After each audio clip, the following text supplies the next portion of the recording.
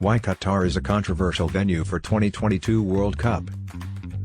Ever since it won the right to host the 2022 World Cup, Qatar has been a controversial choice. The Persian Gulf country's scorching climate made it impossible to hold the competition during the usual summer slot, so it was switched to November and December, just when national leagues are in full swing. 1. Why was the bidding process contentious? Ever since 2010, when soccer's ruling body FIFA awarded Russia and Qatar the rights to consecutive World Cups, allegations of vote buying have swirled. Two members of the 24-man FIFA Executive Committee that chooses the hosts were suspended before the 2010 ballot after being filmed offering their support for cash. 2. What's in it for Qatar? Qatar is betting the tournament will help to modernize its image and make it a tourism and business destination on par with regional rival Dubai.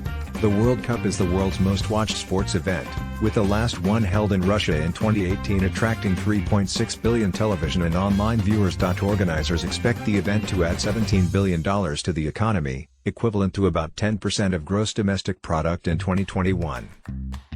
3. Why the outcry over migrant workers?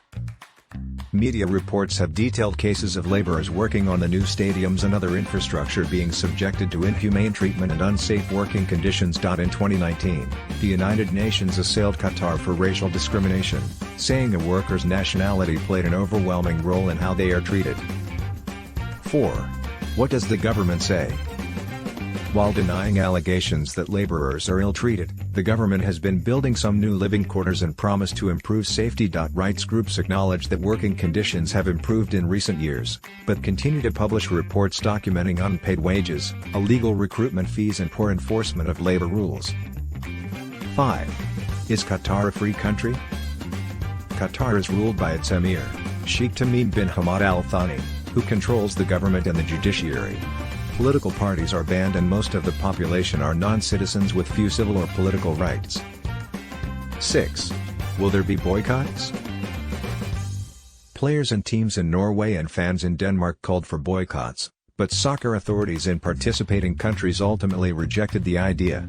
Amnesty and others groups said enforcement of Qatar's labor reforms has fallen short, but note the changes have been positive overall and pushed back on the idea of a stay away. Several tied the decision to Qatar's poor human rights record, while others cited financial reasons, energy costs and the winter climate. 7. What will it be like for fans? The weather should be quite pleasant.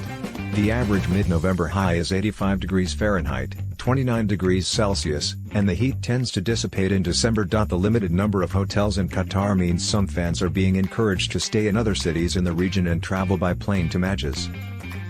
8. How should fans behave in Qatar? The country's dress code reflects its Muslim traditions. While there's flexibility in 5-star hotels, women and men must cover their bodies from shoulders to knees in malls and most public spaces.